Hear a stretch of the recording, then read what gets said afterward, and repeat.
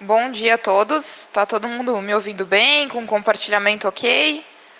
Tudo certinho? Acho que agora a gente já pode dar início à nossa apresentação. Tá tudo certo? Alguém pode colocar ali no chat que tá tudo certinho?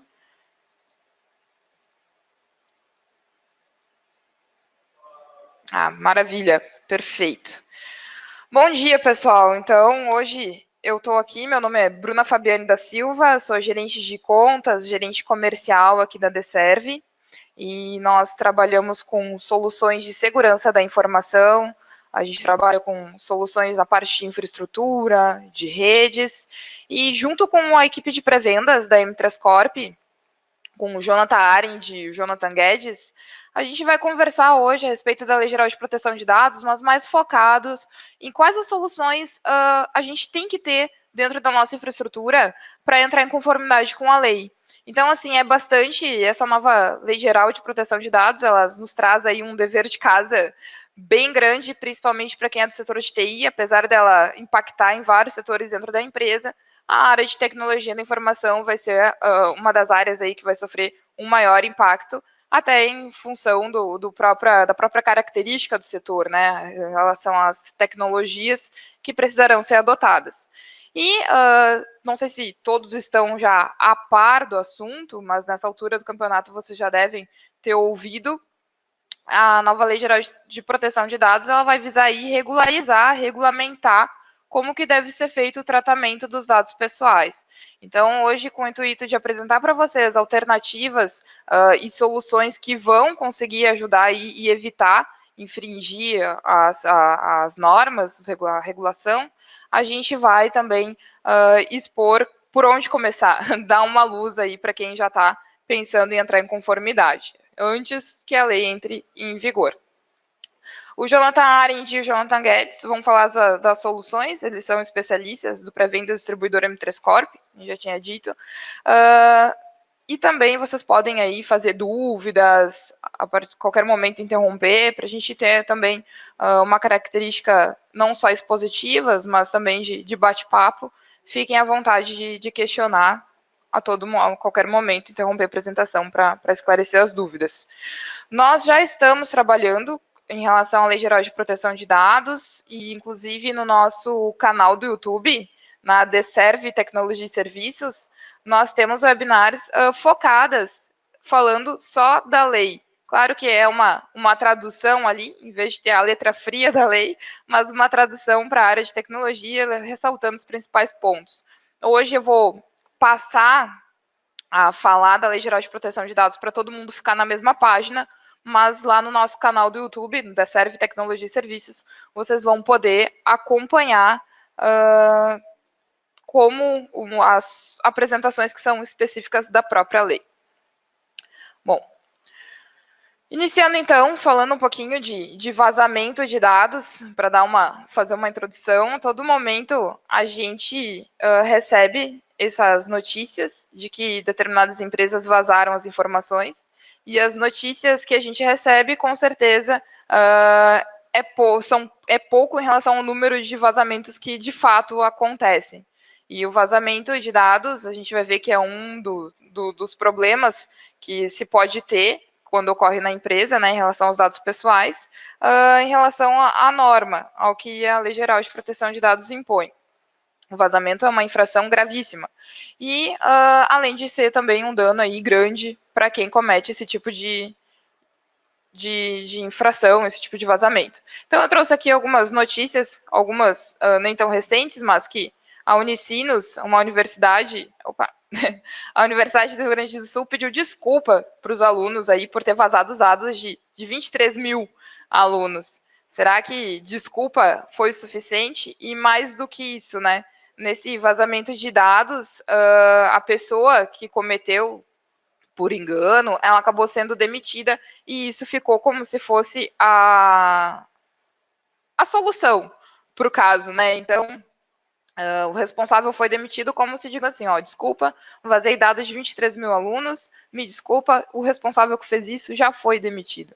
Imagina se a Lei Geral de Proteção de Dados já está em vigor e as penalidades são bem severas, podendo variar, e só vou falar da multa em dinheiro, que vai de 2% do faturamento anual a 50 milhões de reais por infração. Imagina qual seria o tamanho da multa que essa universidade levaria.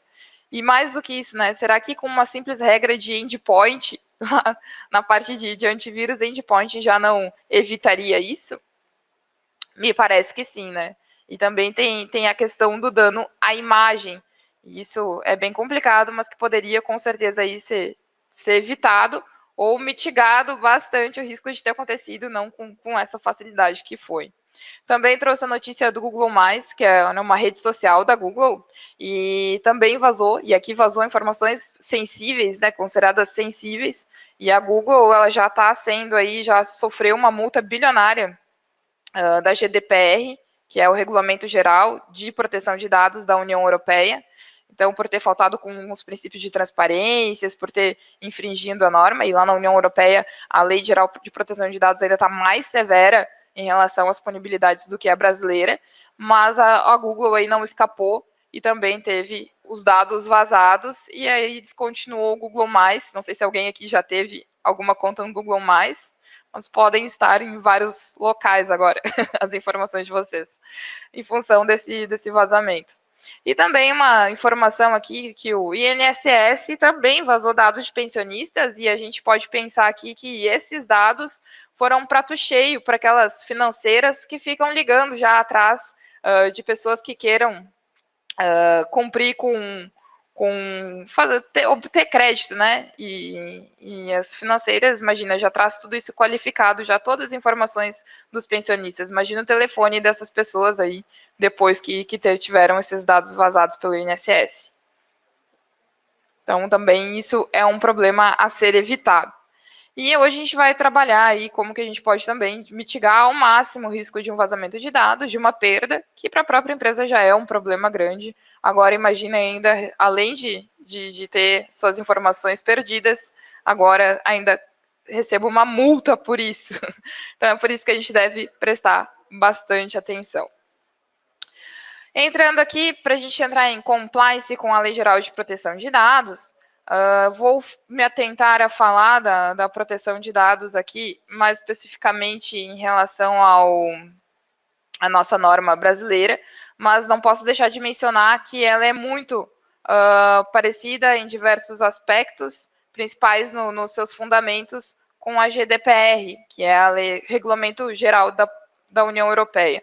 Então, logo depois que a União Europeia passou a obedecer e seguir o Regulamento Geral de Proteção de Dados, o nosso ex-presidente Temer acabou sancionando aqui no Brasil também uma regulamentação para que a gente aí também entrasse em compliance em relação à proteção de dados, ao tratamento de proteção de dados. E o objetivo é que, claro, a gente já teve aqui o Marco Civil, que também foi uma regulamentação. Mas o que acontece? O Marco Civil, ele falou muito da questão da rede, mas mencionou a questão da importância da proteção dos dados, mas ele não disse nada a respeito de como deveriam ser feitos. Então, muitas vezes, para a gente que trabalha com segurança da informação, a gente segue boas práticas, algumas recomendações, a ISO 27001, umas próprias regras de ABNT, e isso era uma decisão que a própria empresa tomava, o próprio gestor de TI tomava, o diretor, coordenador de TI acabava tomando quais as boas práticas que deveriam ser seguidas. Agora não, agora a gente tem a Lei Geral de Proteção de Dados que diz como a gente deve fazer aí o tratamento de dado pessoal, quem deve fazer, quem é que deve se preocupar, quem vai fiscalizar e quais as multas aí que vão ser aplicadas. Então, o objetivo vai ser sempre, da Lei Geral de Proteção de Dados, claro que, além de proteger, sempre com o fundamento de proteger a privacidade dos dados, a inviolabilidade da intimidade, da honra, da imagem, promover a defesa do consumidor e também a questão tecnológica no país, é regulamentar a maneira de como os dados pessoais vão ser feitos através das empresas. E o prazo para adequação foi prorrogado. Primeiro, estava previsto para que fosse em fevereiro de 2020, já no ano que vem. Foi prorrogado para agosto de 2020 e, recentemente, teve uma notícia que a autoridade nacional, que vai regularizar, foi aprovada, mas que também aí teve um fôlego de mais uns 2 meses da data que era prevista para ser criada. Então, a gente tem um tempo ainda que curto, porque é bastante, a gente vai ter bastante tema de casa, bastante demandas. Quem, antes de entrar aqui na webinar, estava achando que vai sair da webinar tranquilo, eu já vou dizer que vai sair com as soluções, mas com bastante trabalho aí, com bastante tema de casa, e acredito que bastante curioso também, para já trabalhar dentro da empresa essas questões. O que importa para a Lei Geral de Proteção de Dados, né? O que é o dado pessoal? Como que ela vai trazer a questão de dado pessoal? O dado pessoal, ele vai ser sempre uma informação de uma pessoa física, de uma pessoa natural, nunca de uma pessoa jurídica, não são dados corporativos aqui, tá, pessoal?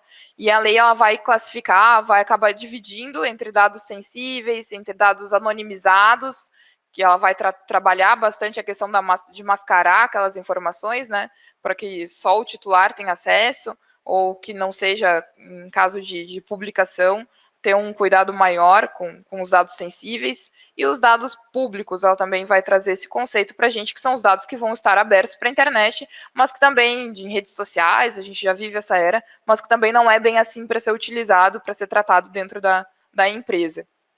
Então, a gente tem quem é que deve seguir a norma, e isso é um escopo bem grande. Todas as pessoas jurídicas, né, todas as empresas que, de alguma forma, realizam tratamento de dado pessoal, e como tratamento de dado pessoal é desde a coleta de dados, uma recepção, uma classificação, um compartilhamento, daqui a pouco eu armazeno informações pessoais e todos esses dados, se eu de alguma forma trabalho dentro da minha empresa, eu vou precisar seguir aí com a regulamentação. Lembrando que aqui a lei ela não divide entre tamanho de empresa, ela não vai segmentar se é uma startup, se é uma sociedade anônima, se é uma empresa de pequeno porte, de grande porte, para ela não importa. Fez o tratamento de dados, trabalha com dados pessoais, eu vou precisar seguir a norma. Então, o tratamento ele vai ser justamente toda essa utilização, esse compartilhamento, essa coleta, seja lá, mesmo se eu tenho no meu site um campo para as pessoas se candidatarem a vagas de emprego, eu já estou trabalhando com dado pessoal, porque ali elas já vão deixar suas informações. Então, é bem amplo mesmo o escopo. Eu vou precisar, e a gente vai ver que a palavra-chave para a gente poder utilizar esses dados pessoais, afinal de contas, a gente precisa fazer isso. Eu estou falando um pouco corrido porque é muito conteúdo, mas que a gente precisa trabalhar com os dados pessoais. Não é que não vai ser proibido trabalhar com dado pessoal, vai ser proibido trabalhar com dado pessoal do qual eu não tenho consentimento para trabalhar. Então, tudo que eu faço já é a hora de começar a ver dentro da minha empresa, junto com os meus setores de RH, de marketing, aonde eu coleto, aonde eu faço uso desse tratamento dentro da minha empresa, para solicitar o consentimento desses titulares, desses dados, para que eu possa entrar aí em conformidade e não ter depois um problema aí de infração. Os titulares dos dados, que são os donos daqueles dados pessoais dos quais eu faço um tratamento, eles vão precisar ter um livre acesso às informações. Então, eles vão pedir desde editar as informações pessoais, como também trabalhar a questão da exclusão dos dados. Eles podem solicitar que aquelas informações que são deles sejam excluídas. Eles precisam ter uma visibilidade de qual o caminho que os dados eles estão sendo percorridos dentro da empresa. E agora uma novidade que a lei traz também, que agora o titular ele vai poder pedir uma portabilidade dos dados. Então, olha, você tem essas informações aqui na sua empresa, então são as minhas informações na sua empresa, agora eu quero te solicitar para transferir para outra empresa, para outro local. E isso tem que estar, um direito de livre acesso que esse pessoal vai ter, os titulares dos dados. A lei ela vai trazer, e aqui, ó, quem é da TI, quem é diretor, a questão dos agentes de proteção de dados, tá? E a lei vai colocar que os principais agentes vão ser os titulares, Os titulares vêm sendo como o dono dos dados pessoais, mas também a gente vai trabalhar com o controlador, a figura do controlador, do operador e do DPO, que vai ser um encarregado. Então, essas três figuras, controlador, operador e DPO, vão ser pessoas que a gente já tem que identificar dentro da nossa empresa, podem ser uma terceira, por exemplo, a Deserve, ela faz uma parte bem forte de gerenciamento, de auxílio aos clientes, onde a gente pode assumir a gerência de algumas demandas e ajudar nessa questão de entrar em compliance, mas eu já vou precisar definir quem vão ser esses titulares, porque depois, lá na frente, eles também vão responder. Se tiver algum dano com um dado de algum titular, ele também pode ser responsabilizado e separando. Antes, se tinha algum problema, a empresa que respondia. Agora vai ser a figura aí do próprio encarregado, que vai assinar junto lá nos relatórios, que vai estar comprometido perante a lei em trabalhar de acordo em compliance com a norma. A lei ela vai exigir que seja feito um assessment e um mapeamento dos dados. Então, o assessment e o mapeamento dos dados vão ser relatórios aí de riscos, de impacto de proteção de dados pessoais. Então, agora é a hora de começar a ver onde eu coleto, o que eu faço com aquelas informações e o quanto elas vão estar seguras. E esses relatórios eles vão precisar estar atualizados, indicando quais as soluções eu utilizo para mitigar as informações. E esse é mitigar o risco de ter um vazamento de dados, de ter uma perda de informações, e é nesse ponto aí que a gente vai bater na tecla quando falar das soluções, né? Como que eu posso definir políticas mais seguras dentro da minha empresa e não deixar aí que nem tudo é assunto de todos, para evitar que, em função de algum descuido, eu sofra uma penalidade. Em relação à responsabilização e prestação de contas, é justamente essa demonstração de adoção de medidas seguras, eficazes para cumprir a norma. Então, eu tenho que estar com tudo muito documentado, muito alinhado, a minha TI, a minha parte de segurança da informação muito segura para a gente poder prestar contas, né, quando sofrer uma fiscalização. Na questão da fiscalização, a gente tem que atentar em questão de denúncia. Teu concorrente pode te denunciar, teu ex-funcionário pode te denunciar, teu inimigo pode te denunciar, tu pode sofrer uma investigação aí, uma fiscalização, porque alguém pode te denunciar e vai ter que estar em conformidade com a Lei Geral de Proteção de Dados. A gente até faz um comparativo parecido, mas vai ser mais severo com a fiscalização da Microsoft, que também tem lá a denúncia, mas aqui a lei já está prevendo uma autoridade nacional que vai cuidar disso, e também tem a questão do IDEC, que em alguns países, nem no Chile, não tem uma autoridade nacional para proteção dos dados, mas o IDEC que fiscaliza, e o Ministério Público ele também vai poder usar aí como argumento, e com certeza todas as questões de defesa do consumidor, a questão da Lei Geral de Proteção de Dados. Então, a partir do momento que ela entrar em vigor, ainda que a autoridade nacional não esteja 100% completa, a gente já tem que estar em compliance, porque a gente já vai estar suscetível aí a denúncias e as fiscalizações. E as penalidades, que são aí desde a advertência em entrar em compliance, e a gente tem que cuidar porque a lei não disse quanto tempo ela vai te dar para entrar em conformidade. Daqui a pouco tu tem muito trabalho, ela te dá 2 dias para regularizar e tu vai ter que te virar, né? Vai ser alguma coisa que vai acabar muitas vezes inviabilizando. A questão de uma multa que pode ser de 2% do faturamento anual até 50 milhões, e ainda essa multa pode ser diária e até por infração.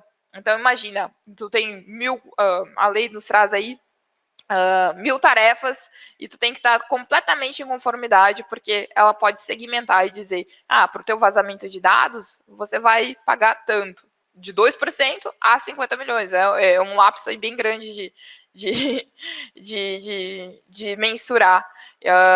Por ter dado acesso ou não ter cumprido com a questão do livre acesso para os teus titulares, tu vai incorrer em mais uma outra infração. Então, a gente vai ter que ter um cuidado aí, porque essa parte de como vai ser aplicado, a lei tem a fiscalização vai ter um poder bem grande para trabalhar.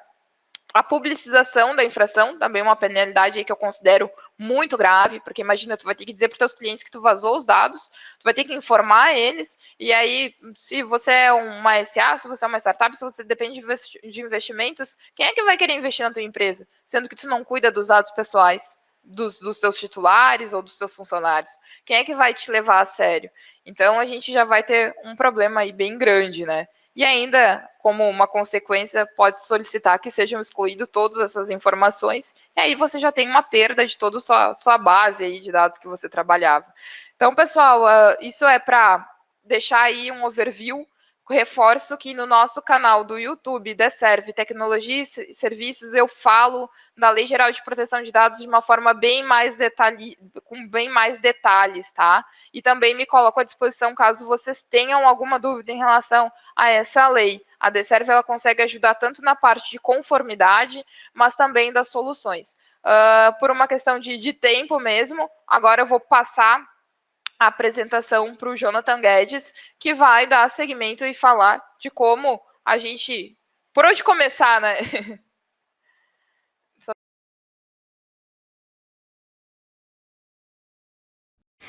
Bom dia, pessoal. Todos me ouvindo? Bruna, pode só confirmar se meu áudio está ok aí para você?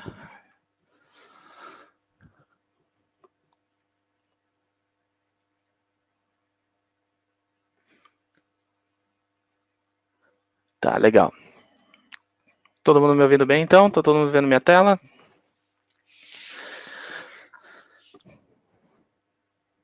Só confirme ali no chat. Tá, show de bola. Beleza, pessoal. Até peço desculpas ali que eu tinha entrado para um outro link e aí meu nome não estava aparecendo. Bom dia, pessoal. Meu nome é Jonathan Guedes. Eu faço parte da equipe de especialistas da M3 Corp. Nós trabalhamos com diversas ferramentas de segurança em conjunto com a Deserve. E hoje a gente vai fazer, então, uma apresentação, como muito bem explicado pela Bruna no início, né, sobre a LGPD, e agora como que a gente pode introduzir os nossos produtos e fazer com que eles atendam essa nova lei, né? É algo que a gente precisa estar realmente preocupado, a gente viu até pouco tempo quais são as penalidades, e são bastante severas em alguns casos. Até mesmo para pequenas empresas, desde a pequena até a maior, uma penalidade desse tipo, além de ser financeiro, pode ser da reputação também, né? Então, vamos entender um pouco como a gente pode atender esses cenários, e aí, qualquer dúvida no final da apresentação, a gente fica disponível. Vamos começar com os produtos de rede. Primeiro com os produtos da Sophos, onde a gente vai fazer uma apresentação da estrutura física, dos endpoints, dos firewalls. Depois também backup. Muitas vezes a gente não entende a relação do que o backup pode nos ajudar nessa proteção da LGPD. E vai ser possível, né, com a explicação bem certinha para vocês entenderem que o backup sim é importante. E no final a gente vai falar sobre o BitGlass, que é uma outra camada daí de proteção na nuvem. Começamos pela estrutura, terminamos na nuvem, beleza? Começando pelo XG Firewall. A Sophos, ela é especialista em segurança da informação. Por isso que hoje a gente vai falar um pouquinho mais dela do que dos outros produtos. Como ela é uma empresa muitos anos consolidada no mercado e ela é especialista nesse ramo, ela oferece diversos produtos. Começando pelo Firewall. Por que adquirir um Firewall, né, de próxima geração, por isso que é XG, né, de Next Generation? E por que a gente adquirindo isso, a gente vai conseguir nos proteger, tanto os nossos dados, quanto, né, a própria proteção, que é algo que já vem sendo martelado há muitos anos. E muitas vezes a gente não enxerga valor na segurança, a gente acaba enxergando a segurança da informação como custo, como na verdade agora, ainda mais investimento, né? Não só pela perda dos nossos dados, mas também porque qualquer tipo de perda pode ser que o prejuízo seja muito maior do que antes. Bom, além dos benefícios de um firewall, né, da proteção contra conexões, ataques e tudo mais, o Next Generation Firewall da Sophos, ele oferece o modo de Email Protection. Hoje em dia, provavelmente a maioria dos e-mails estão na nuvem, né? Office, Gmail, Gtalk, enfim, contrata N serviços aí de e-mail. Mas muitos dos nossos clientes também possuem e-mails dentro de casa, Zimbra, Exchange, né? Acabam tendo servidores dentro da sua própria rede e não se preocupam muito com a segurança, ou até mesmo terceirizam essa segurança para os serviços da nuvem. Mas e aí? A proteção dos dados. Ok, a gente tem alguma coisa referente à proteção contra malwares, né? Tem antivírus, tem N outras funcionalidades lá nesses anti-spams da nuvem, mas uma das coisas que a gente precisa realmente se preocupar com o LGPD é o DLP, né? O Data Loss Prevention. No momento que um dado vaza através do seu e-mail, né, seja uma planilha, por exemplo, de uma folha de pagamento, agora falando que a gente falou no início da Unicinos, né, que vazou dados de alunos, isso foi, se eu não me engano, foi através de e-mail. Então, é importante que a gente tenha uma solução na nossa borda, e aí, quando eu digo na borda, independe se o teu servidor de e-mail está na nuvem ou não, porque o Sophos vai servir como proxy SMTP. As conexões vão passar por dentro dele e ele vai entregar as mensagens tratadas, seja onde estiver o seu servidor. E o DLP vai evitar qualquer tipo de vazamento, porque a gente vai criar templates, criar expressões regulares, né, coisas que evitem que, por exemplo, o vazamento de CPF dos nossos clientes, vazamento de uma própria lista de e-mails dentro da tua organização. Uma coisa que entra também dentro dessa lei são os e-mails dos clientes. E-mails também são dados sensíveis, entre aspas, né? Então, são coisas que a gente precisa se preocupar. E o XGFaro, com a proteção de e-mail, além, né, das proteções contra anti-spam, phishing, né, que são proteções que também podem encaminhar os seus clientes, induzir ao erro os seus funcionários, os seus colaboradores a poderem fornecer algum dado sensível, ele conta com DLP e criptografia de e-mail. O protocolo SMTP ele é puro, né? Ele não tem proteção nenhuma. Então, no momento que tem um tráfego, um envio de e-mail de um diretor para outro, vamos pegar um cenário entre dois diretores que estão trafegando dados sensíveis, né? Estão fazendo algum tipo de negociação. Se há um ataque no meio dessa rede, ele intercepta esse e-mail pode ser lido. Então, a criptografia dos e-mails também é bastante importante. Seguindo, Web Server Protection, isso tudo na mesma caixa, tá, pessoal? Nada de soluções separadas. Uma caixa pode fazer tudo isso que eu estou falando aqui. Web Server Protection, ele pode proteger os seus sites de ataques que possam tentar explorar alguma vulnerabilidade e ter acesso aos seus dados. Então, se vocês têm um site, seja na nuvem ou dentro de casa também, a gente pode botar o Sophos como proxy HTTP, proxy web, proxy reversa nesse caso. Então, as conexões de fora da nuvem conectam dentro do Sophos e ele repassa para dentro do teu servidor, né, de web server. Ok, por que isso? Porque daí, no momento que houver uma tentativa de ataque, né, de tentativa de exploração de vulnerabilidade, o Sophos vai estar na frente como camada de proteção e vai evitar que qualquer tipo de problema, né, possa causar. No momento que um atacante tem acesso ao seu site, ele tem acesso a banco de dados, acesso aos dados dos seus clientes, e aí pode ocorrer um vazamento e dar todo aquele problema que a gente já viu. Seguinte é o Network Protection, que é um módulo de proteção da rede mesmo. Além dessas proteções de e-mail do server, se os seus dados estão dentro de um banco de dados, dentro da sua organização, e aí houver também alguma tentativa de ataque, um DOS, uma exploração, tudo mais, a gente tem o IPS, né, que é uma proteção bastante conhecida no mercado. VPN, ele vai poder fazer a criptografia da comunicação entre dois sites, QoS nesse caso não entra, e o ATP, que é uma inteligência do que o Sophos tem, para poder embarcado no kernel dele, para poder monitorar os pacotes que estão entrando e saindo pela solução. Se houver qualquer também conexão reversa entre um atacante e uma máquina sua, ele vai identificar esse tráfego que pode ser suspeito, um tráfego ali que está sendo comandado por uma máquina da Rússia, por exemplo. O Sophos tem uma inteligência por trás do software que faz com que ele consiga identificar esse tráfego e bloqueie. Então, é mais uma camada de proteção. E o Web Protection, Proxy, como todo mundo conhece, aí os benefícios são evidentes porque ele vai evitar que os teus usuários façam acesso a sites maliciosos, sites com phishing, né, que esses que induzem o usuário a talvez divulgar um tipo de dado sensível, além de contar com a proteção, né, controle, também tem os controles de aplicações. Aplicações muitas vezes são meios de vazamento de dados. Os vazamentos de dados nem sempre precisam ser intencionais, né? Podem ser que não sejam intencionais, pode ser atacados, pode ser, enfim, pode vir de vários meios. O controle de aplicação pode evitar esse tipo de ataque, por quê? A gente começa a delimitar somente aplicações que realmente vão ser necessárias dentro da organização. Skype eu não utilizo, bloqueio Skype. Vou usar o Skype for Business e aí N outros softwares de comunicação. E a gente começa a moldar somente as aplicações que são realmente necessárias. E aí a gente bota controle em cima das aplicações mesmo. E aquelas outras que não são necessárias vão ser bloqueadas na borda com o Sophos Fire. Legal. Partindo para os endpoints, é bastante importante nós termos, então, a proteção na borda.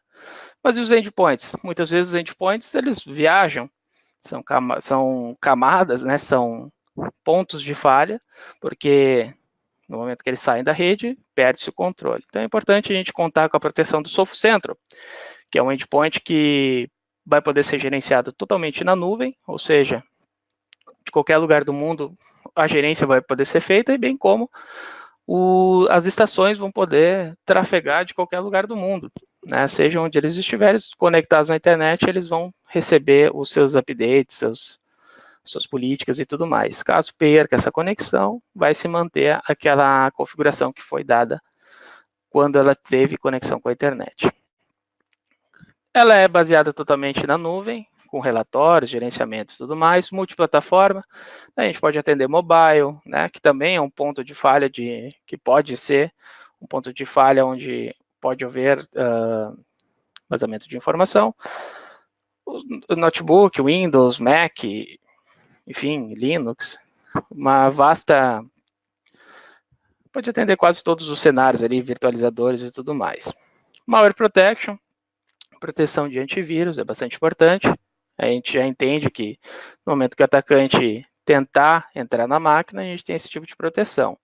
Controle web, e aí ele é uma extensão daquilo que a gente viu no XDFire, a gente consegue controlar dentro da rede. Mas e quando a máquina sair? Web Control, a gente mantém as políticas e onde a máquina estiver, ele vai ter o controle também e proteção para poder acessar só aquilo que deve ser acessado, né? Caso tente fazer alguma coisa fora, não vai conseguir porque está instalado dentro da própria máquina. Application Control, e aí a gente pode fazer um casamento entre Firewall e o Sophos Central, né, o endpoint. Tudo aquilo que o Firewall estiver fazendo como controle, o endpoint também pode fazer, e aí caso tenha alguma aplicação que um não reconheça, o outro pode reconhecer, e eles conseguem fazer uma comunicação. Uma das grandes vantagens da Sophos é essa, né? Ter várias ferramentas que se integram, e aí a gente consegue fazer uma comunicação de relatórios, né, de informações, e agregar segurança ainda mais. Serve Lockdown, ele serve para... Ele é uma funcionalidade para servidores, ele vai proteger os servidores de qualquer tipo de instalação indevida ou desinstalação de algum software. Também pode ser uma forma de proteção para qualquer tipo de ataque que tente se instalar, né, consiga bypassar algum tipo de camada. Essa é o último estágio que ele vai pegar a nível de sistema operacional e bloquear qualquer tentativa. E o Heartbeat ali por último, esse aqui é o protocolo que integra o Sophos Central com o Fire. Por último, terminando nessa camada da Sophos, nós vamos falar de Safeguard. Safeguard é uma ferramenta de criptografia da Sophos, focada em criptografia. Ela pode ser gerenciada lá na nuvem com o Sophos Central, mas ela também pode ser gerenciada on-premise. Eu acho que dentro do LGPD esse é o que melhor se encaixa, porque criptografia, né, pessoal? Criptografia é bastante importante para contra qualquer tipo de vazamento. Então ele pode fazer criptografia do seu device inteiro, né? Criptografa notebook, principalmente esses desktops, né, laptops que têm informações sensíveis, muitas vezes diretores carregam planilhas, são importantes, informações importantes. E então a gente criptografa esse cara no momento, claro que se estiver utilizando, aí são outras técnicas que a gente vai utilizar para proteção. Mas caso esse notebook seja, por exemplo, roubado, aqui no Brasil talvez não seja algo tão comum.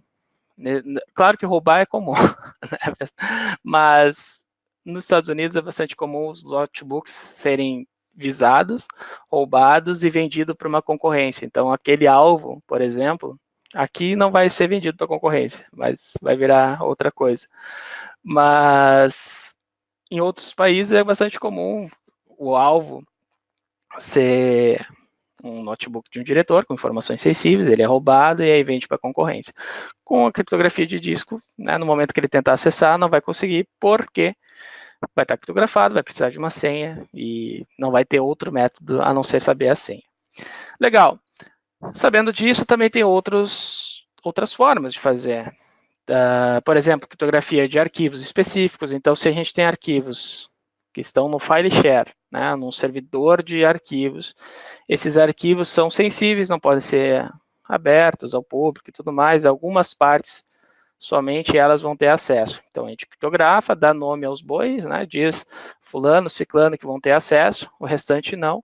E aí só o fulano, ciclano, caso tenha o safeguard instalado na máquina, ou caso tenha uma senha, vão conseguir ter acesso àquelas informações. Também uma forma de evitar qualquer tipo de vazamento, porque no momento que vazar esse arquivo vai estar criptografado, então no pouco vai importar. Criptografia de mobile, outro ponto importante, né? Hoje em dia, acho que a maior parte dos acessos é no nosso celular, o computador está sendo muito pouco usado, toda a informação está na nossa palma da mão. E é importante a gente se preocupar com a criptografia dos arquivos nele. No momento que a gente for fazer acesso a certas informações, a gente tendo o safeguard instalado, a gente consegue acessar através do safeguard essas informações do seu celular criptografado. Por último, a criptografia em cloud storage. Eu entendo cloud storage como Google Drive, OneDrive, Dropbox, N outros que tem aí no mercado. Então, tem uma integração com o software que permite que você faça criptografia de algumas pastas específicas e essa integração permite somente aqueles que têm o safeguard instalado fazer a abertura desses arquivos. Então, mesmo seus dados estando na nuvem, eles vão estar protegidos, né, e vai se evitar esse tipo de vazamento também. De todos eles, né, todos são muito importantes, a gente falou desde a camada de rede, né, evitando qualquer tipo de vazamento lá na ponta, depois nos nossos endpoints, que também é bastante importante a gente considerar todo tipo de segurança possível, controles de aplicações e tudo mais, e por último, criptografia. Criptografia, acho que é uma das bases também mais importantes para se atender nessa LGPD, porque ela evita que pelo menos os dados sensíveis, aqueles que a gente realmente precisa aplicar segurança, eles estejam criptografados. No momento que houver, entre aspas, um vazamento, não vai adiantar nada o atacante ter esse tipo de informação, porque vai estar tudo criptografado. Beleza? Bom, agora eu passo a palavra para o meu colega, Jonathan Arid, que vai falar um pouco do BitGlass.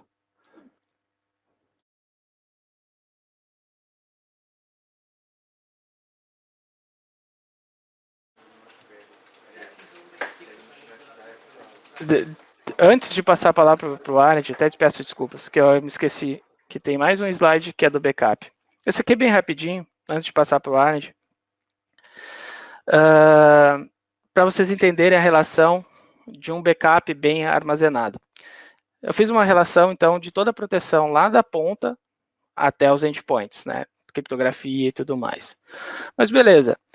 E eu fiz um baita investimento, botei firewall, botei endpoint, fiz criptografia dos dados, e aí eu pego e faço um backup dos arquivos e boto num pendrive. Boto num disco externo, sei lá, gravo num CD, num Blu-ray e guardo numa estante. Percebe que a forma de fazer backup também é importante. Não adianta a gente ter feito toda uma camada de proteção e aí na hora que a gente for fazer o backup desses dados, que é importante, a gente coloca no meio inseguro. Então, o backup também tem relação com a LGPD e é uma oportunidade de vocês também estarem em compliance. Não adianta a gente ter todas aquelas camadas de proteção e não se preocupar onde vai estar armazenados os backups. A Sophos, né, faz aquele tipo de proteção. A Arcserve pode nos proporcionar proteção aos nossos backups. A Arcserve é uma empresa focada em backup em disco, em fita, também em nuvem. Nesse caso aqui, nós temos um servidor, que vai ser o RPS, ele é o gerenciador dos backups, ele recebe os backups das estações, que vão ser alimentados nesse servidor, e ele vai fazer todo o gerenciamento, aí seja teus dados para a nuvem, para um disco, ou replicados para uma fita. Mas o que eu quero dizer com isso? Que vai estar, primeiro, desduplicado. Ele vai fazer uma otimização. Ele faz um embaralhamento de dados, ele já faz uma certa criptografia, entre aspas, mas já não faz o encaixe perfeito das informações. Só aí o atacante já não teria informação suficiente. Depois ele aplica a criptografia AES-256. Então, sim, no momento que a gente tiver feito os backups, a gente tem a proteção nas nossas estações, na nossa borda, e no momento que a gente for fazer o backup, vão estar todos armazenados em um local seguro. Esse local seguro criptografado, e se o atacante, porventura, conseguir passar todas essas barreiras que a gente falou até aqui, ele vai chegar nos seus backups e mesmo assim não vai ter acesso, porque ele não tem como abrir aqueles arquivos. Vai estar tudo criptografado, tudo embaralhado, e enfim, né? Ele não acaba por aí. O ataque dele não vai ter sucesso e a tentativa de acesso às informações foi totalmente negada. Beleza? Agora sim, eu passo a palavra para o Arendt, que ele vai falar um pouco de BitGlass, né?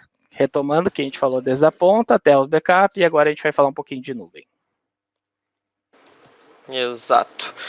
Consegue me passar o controle da minha tela aqui, Guedes, por favor? Aí. Então, tá, pessoal. Bom, me introduzindo rapidamente, eu também faço parte do mesmo setor aí do Jonathan Guedes, também sou analista de pré-vendas aqui na M3 Corp, e sou especialista em algumas das soluções que a gente distribui aqui, como é o caso do BitGlass Casb, Veracode e LogMeIn Jive.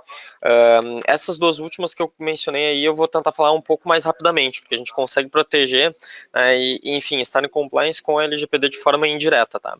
Mas, começando por BitGlass Casb.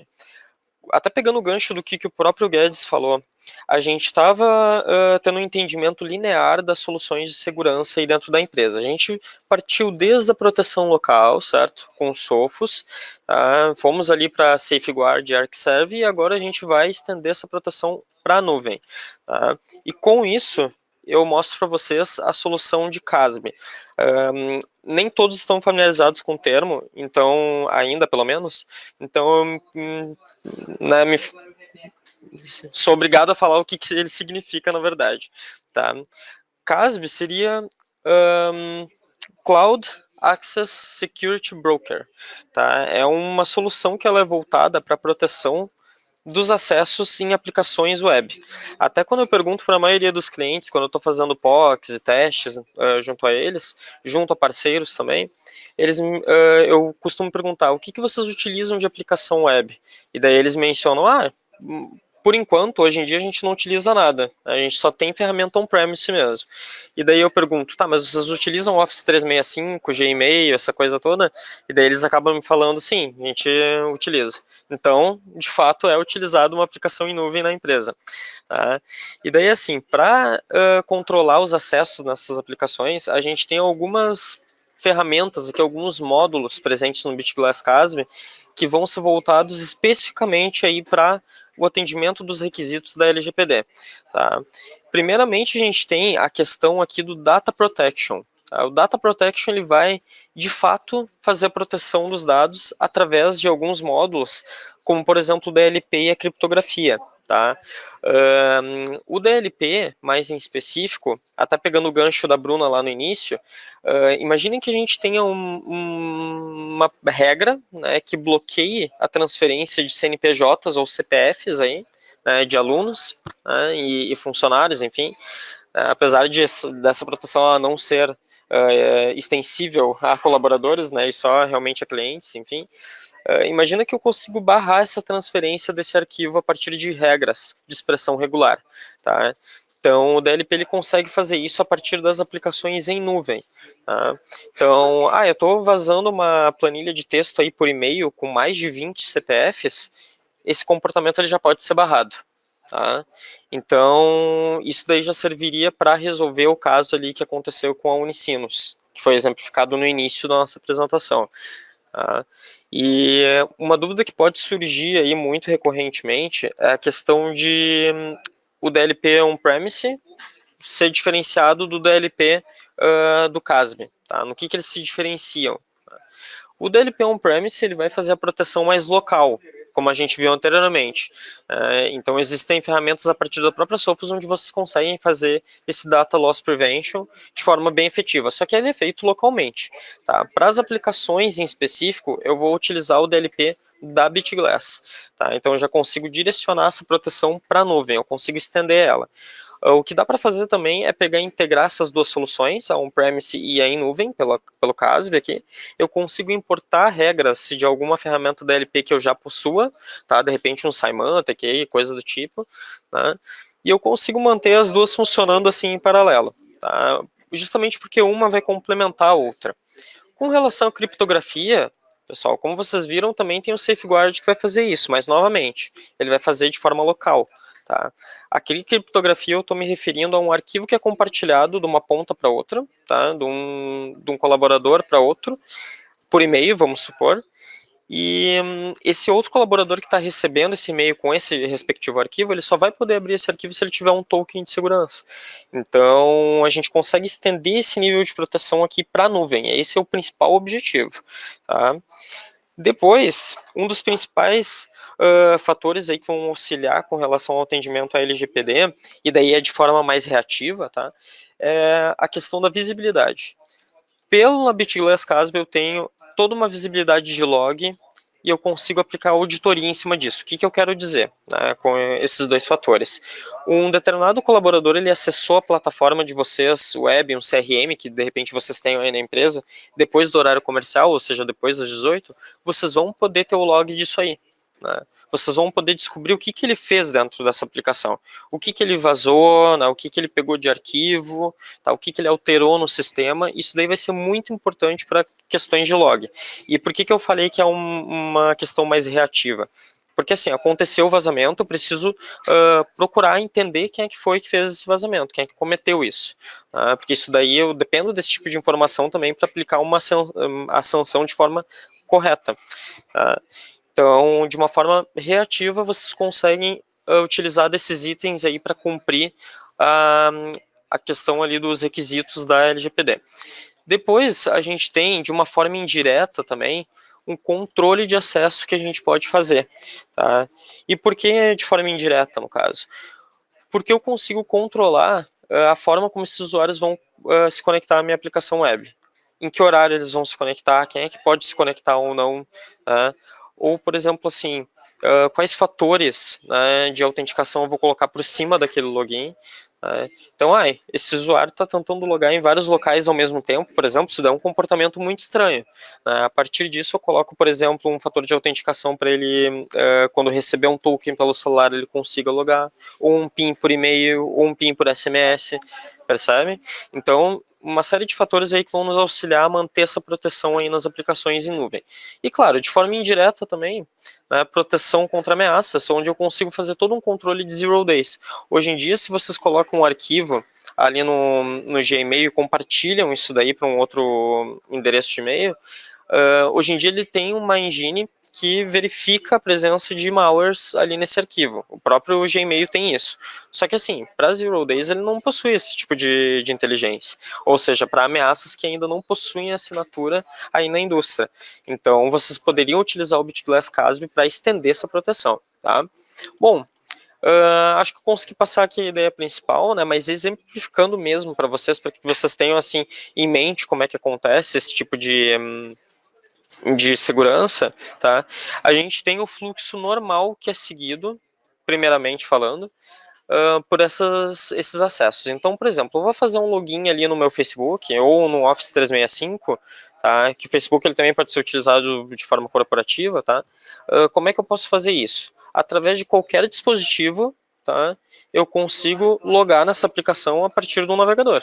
Tá? Então, eu estou na minha casa, eu consigo logar, eu estou na empresa, eu consigo logar, eu estou no smartphone, eu consigo logar, e o objetivo é mudar esse fluxo. O que vai acontecer com o BitGlass por trás disso? Tá? O BitGlass, quando integrado com aplicações que suportam o protocolo SAML, que vai fazer essa autenticação de forma transparente e automatizada, tá? Ele passa primeiro para uma análise das políticas presentes na BitGlass, que são políticas top-down, é como se fosse um firewall mesmo, a configuração, tá? Elas vão ser seguidas de forma top-down, a prioridade que eu digo, e depois de passarem por essa avaliação aqui, daí sim é provido o acesso para essa aplicação que está na nuvem, tá? Ou não, depende do que vocês configurarem, tá? E até dando um exemplo mais visual aqui, pessoal, deixa eu abrir um navegador rapidão. Olha só, aqui eu tenho, deixa eu só limpar minha tela aqui para não ficar muito poluído. Aqui eu tenho a plataforma do BitGlass, tá? Que eu não vou me atentar muito porque a gente precisa ficar dentro do tempo, né? Mas assim, se eu for acessar um Gmail da vida, olha só, ele está redirecionando a URL do Gmail para o BitGlass. Ele fez aquela verificação ali que eu falei para vocês, com base em todas aquelas políticas, e daí ele me proveu o acesso. Tá? Então, basicamente, o CASB da BitGlass ele vai ser responsável por isso, por fazer o controle de acesso nas aplicações web. A gente precisa estender essas funcionalidades para a nuvem, essas proteções à nuvem. Ok? De nada adianta eu ter uma proteção local forte, digamos assim, muito eficiente, se fora da empresa os meus usuários conseguem acessar as minhas aplicações de forma, né, muito fácil. Tá? Então tem que estender esse tipo de proteção para a nuvem. Bom, daí a gente tem uma outra ferramenta aqui que é o Veracode. O Veracode ele já é mais voltado para análise estática e análise dinâmica das aplicações. O que eu quero dizer com isso? Tá? Eu tenho as aplicações aí que eu desenvolvo dentro da minha empresa e através dessas análises estáticas e dinâmicas eu consigo disparar testes automatizados para verificar a presença de falhas nesse código-fonte. Tá? Ou no binário dessa aplicação. Daí o que acontece? Claro, isso daqui é um nível de proteção indireto, tá? Até porque um dado sensível para LGPD não é a mesma coisa do que um dado sensível para Veracode. Só que o que é a jogada nisso aí? Tá? Um dado sensível para Veracode pode ser muitas vezes a exposição do nome de um servidor ou a falta de proteção por trás dele, tá? O que acaba acarretando em explorações de vulnerabilidade e vazamento de dados, pessoal. Então, para vocês verem, que esse tipo de ferramenta, dependendo da necessidade de vocês, se vocês são uma empresa de desenvolvimento, tá, vai ser muito útil sim para proteger indiretamente com relação ao LGPD. Tá? Então é essa a principal ideia que eu queria passar aqui para vocês. Em qualquer necessidade de entendimento mais amplo de todos esses módulos, vocês podem contatar aí com a Bruna, que ela faz esse intermédio aí de comunicação e a gente vai conversando. Tá? E por último, que também vai ser um controle em nuvem, assim como o BitGlass, CASB e o Veracode, a gente tem o LogMeIn Jive. O LogMeIn Jive é a nossa telefonia em nuvem, pessoal. E daí vocês me perguntam, como é que eu vou atender a LGPD com uma telefonia em nuvem? Mas o que isso daí tem a ver, Jonathan? Respondo para vocês. A gente tem aqui todo um esquema de criptografia por trás dessas ligações de ponta a ponta, tá? Ou seja, a gente consegue colocar um nível de proteção maior nessas ligações, o que geralmente em empresas de telefonia tradicionais a gente não consegue fazer. E a gente tem também um outro caso de uso com relação às gravações de chamadas. Então, por exemplo, vazou um dado e ele não foi especificamente por escrito que foi vazado, eu consigo pegar essa gravação dessa chamada e ver qual usuário que vazou e o que ele falou. Né? Como é que ele expôs essa informação? Eu tenho essa gravação, é uma questão de auditoria. Tá? Fora os outros milhares de recursos que tem aqui a partir do Jive, que tornam ele uma ferramenta de fato muito eficiente. Assim, tá? Então, todas as preocupações que vocês teriam com a telefonia tradicional, vocês não têm a partir da Jive, e além de vocês também terem esse respaldo aí por parte dessa criptografia dessas ligações e da gravação de chamadas, que indiretamente acaba influindo lá na questão da LGPD. Certo, pessoal? Bom, passo a palavra novamente aqui para a Bruna e abro também o espaço para vocês tirarem alguma eventual dúvida que vocês tenham. Maravilha. Gostaria de agradecer imensamente aí a participação de todos. reforço que nós, a Deserve, estamos ajudando bastante os clientes a entenderem e passarem de uma forma suave aí por essas mudanças. O meu objetivo é deixar todo mundo a par de que é bastante importante entrar em conformidade, é bastante informação, mas nós temos soluções líderes de mercado que podem ajudar e também evitar aí que tenha um problema maior e até às vezes de inviabilizar a própria atividade da empresa. Então, vamos prevenir, que ainda é o melhor remédio, é melhor do que remediar. E qualquer coisa que precisar, contem comigo. Entrem em contato comigo também no meu e-mail. Podem mandar direto para comercial@deserve.com.br ou para o bsilva@deserve.com.br, que com certeza consigo aí conversar caso a caso, para a gente seja fazendo um mapeamento do status atual da infraestrutura ou da empresa como um todo, e também sugerindo aí, recomendando as soluções que são mais seguras, líderes de mercado, para evitar qualquer tipo de punição ali em relação à norma e a conformidade. Beleza? Muito obrigada de coração a todos vocês. Obrigada, Jonathan, Jonathan Arendt e Jonathan Guedes. Muito obrigada e acessem nosso canal no YouTube que tem mais informações lá para quem quiser fazer uma consulta também, algo que foi dito e das soluções. Obrigadão.